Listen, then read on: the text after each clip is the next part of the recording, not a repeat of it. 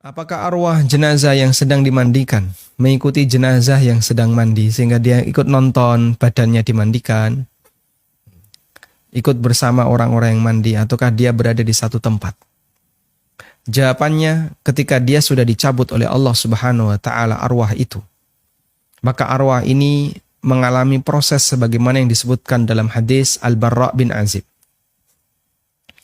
Hadis yang diriwayatkan oleh Ibnu Majah, Abu Daud dan yang lainnya. Dari sahabat Al-Barra bin Azib radhiyallahu anhu. Beliau menceritakan, satu ketika Nabi SAW mengiringi seorang jenazah. Setelah sampai di makam, ternyata kuburannya belum siap.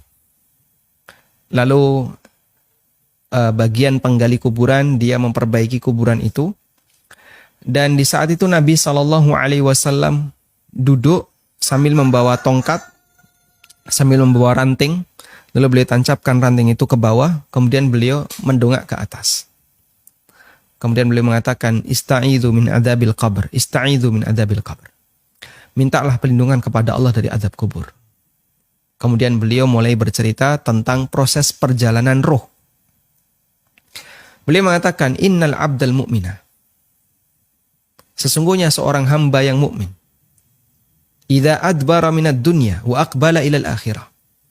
Apabila dia mau meninggalkan dunia dan sudah bersiap untuk menuju akhirat, maka datang malaikat dengan rupa yang sangat cerah, membawa kain dari kain pilihan, membawa minyak wangi, hanut dari surga, dan beberapa yang diceritakan dalam hadis itu. Kemudian malaikat ini duduk di sekitar mayit ini, madal basar, sejauh mata memandang. Tsumma ja'a malakul maut, lalu datang malakul maut. Kemudian dia mendekat di kepala orang ini.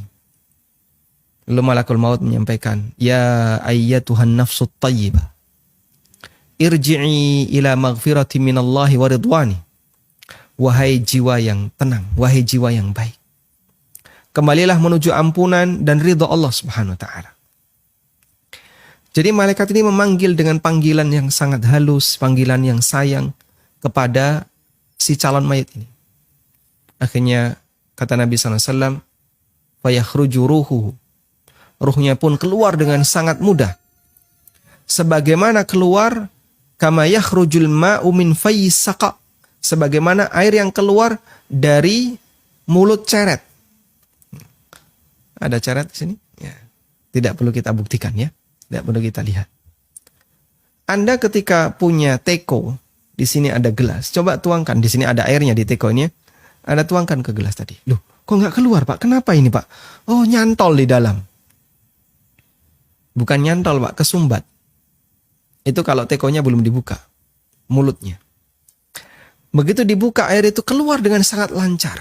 Mengalir dengan sangat lancar. Seperti itulah gambaran yang diberikan oleh Nabi SAW. Ketika roh seorang mukmin itu dicabut oleh Allah Subhanahu wa taala. Lalu dia dibawa ke langit, naik terus ke langit sampai ke langit yang tertinggi, langit yang ketujuh. Dan dalam proses naik ke langit itu ada proses dipuji oleh malaikat, ditanya ketika mencapai pintu langit dunia, ditanya, siapa ini? Ini adalah fulan bin fulan. Nah, itu dapat izin, diizinkan naik dan begitu seterusnya. Kemudian Allah perintahkan, uktubu kitab abdi fi illiyin. Letakkan catatan hambaku ini di illiyin. Kemudian Allah berfirman ini. Lalu dia dikembalikan dan di situ dalam hadis tersebut dinyatakan, ya, kembalikan ruh ini ke jasadnya, yaitu berada di kuburan. Ya. Lalu datang dua malaikat. Kemudian dia ditanya. Terjadilah pertanyaan kubur. Sehingga dalam proses dari sejak dia mati sampai dia dimakamkan, ruh itu mengalami kesibukan. Pak, berapa lama dia mengalami proses seperti itu? Wallahu a'lam, kita tidak tahu. Maka jangan dibayangkan ruh itu gentayangan di mana-mana melihat suasana sekelilingnya. Ya. Kok ini yang layak sedikit ya? Kota infaknya pasti sedikit ini. Santunan jenazahnya, wah, cuman dikit. Karena dia melihat kanan kirinya kok nggak rame. Jangan dibayangin kayak gitu. Apalagi ketika dia dimandikan ikut hadir menyaksikan. Kita tidak punya dalil tentang itu. Yang ada adalah hadis dari Bara' bin Azib yang diceritakan Nabi SAW tentang proses perjalanan ruh dari sejak dicabut oleh Allah Subhanahu Wa Taala, dicabut oleh malakul maut, sampai akhirnya dia dikembalikan lagi setelah dia dimakamkan. Wallahu a'lam.